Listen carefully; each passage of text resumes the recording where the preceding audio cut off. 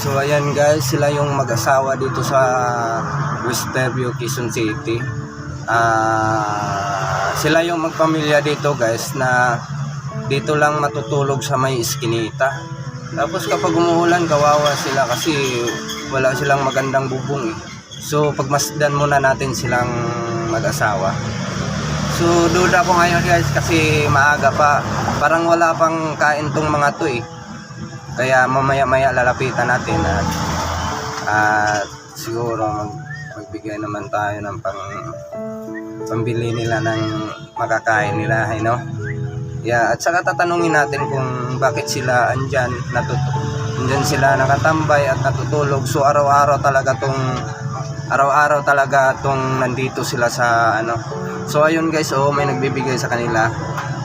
Binibigyan sila ng pira. So kaya guys, mamaya lalapitan natin sila ni tatay at saka si nanay. Ayan po yung anak niya. At saka matagal ko na itong nakikita dito talaga guys, dito sa may Lilac Street. Dito sila sa may Lilac Street nakatambay sa tapat ng Gracia. Ito yung Gracia guys, sa ito eh. Kaya mamaya-maya guys, lalapitan natin. Pagmasdan muna natin guys kung ano ang mga nagiging resulta sa ano nila, sa pagtipon-tipon nilang mag-asawa.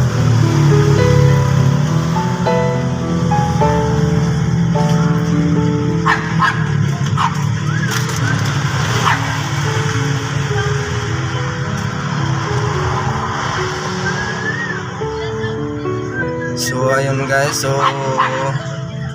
ayun o. So lalapitan natin sila guys. So sige guys lalapitan na natin sila. Tara na guys.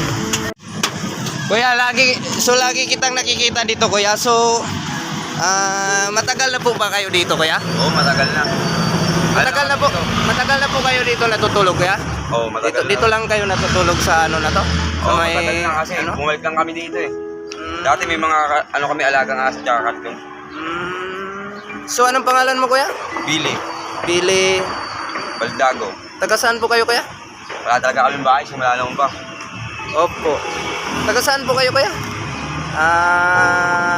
Yung probinsya nyo? Bicol. Sorsogon, sa Bulan.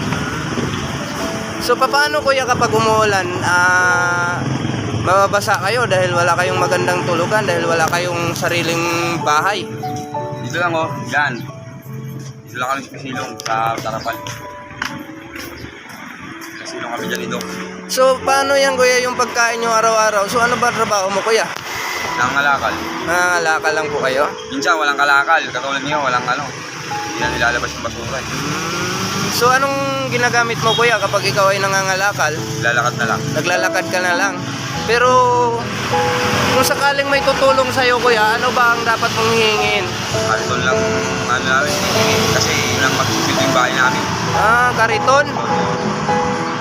So magkano ba halaga ng kariton kuya? Yung huling bili namin, 3.5 yun eh. 3.5? Buo na. 3,500? Na. Kasi yung mga gamit ko pang gawa ng kariton, wala na, naiwan ko sa pinaggawa na kami sa Pampanga. Ayun si mga gamit namin super kala, naiwan lahat. Ayun si Manong anong pangalan mo kuya?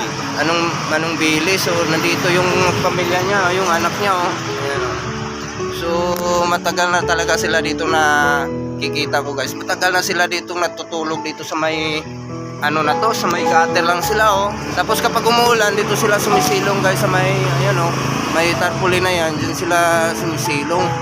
Kaya sobrang talaga hirap nila. Kaya so kuya, halimbawa kapag may tumutulong sa iyo kuya, ano bang mga kailangan mo dito na lang yung kariton eh. Yung kariton lang talaga yung talaga yung kariton tsaka yung kaldero. Yung kariton lang talaga at saka kaldero po ang kailangan po nila. So guys, sana matulungan natin si Manong Billy na sana ay matupad niya yung gusto niya at sana mapanood to sa mga sa mga may puso na na handang magbigay talaga sa ating mga kababayan dito sa Fairview, Quezon City at matulungan natin si Manong Billy dahil kawawa po siya may anak pa siyang maliit. Ito, kawawa ito. Ano po ang pangalan ng asawa mo, kuya? Anong pangalan mo, ate? Irene po. Ha? Irene. Irene, so taga saan din po kayo, ate? Taga? Antigit po ako. So taga Antigit po si ate, yung asawa ni Manong Billy. Si Manong Billy naman ay taga Bicol. So sila po yung mag-asawa dito, guys. So matagal na rin talaga po sila dito nandito na natutulog. Umuulan at saka umiinit, nandito pa rin sila, kaya kawawa talaga. Kawawa talaga, guys, na mayroon pa tayong nakikita dito sa ating bansa na ganito ang sitwasyon nila. So guys, kayo na ang bahala. Sana matulungan natin si Manong Billy, no? Sige guys, hanggang dito na lang yung video ko at paki-follow, like, and share na lang sa mga video ko at saka paki-subscribe na lang sa aking YouTube channel, Samuel Saga. So hanggang dito na lang, kuya. Okay, ito kuya, kahit papaano may pambili ka ng bigas, no? So maraming salamat sa iyo, kuya. At sana nakatulong din yung binigay ko sa iyo kahit ganyan lang yan, di ba? At least kahit papaano mayroon pa rin tayo, no? Sige kuya, maraming salamat sa inyo, kuya.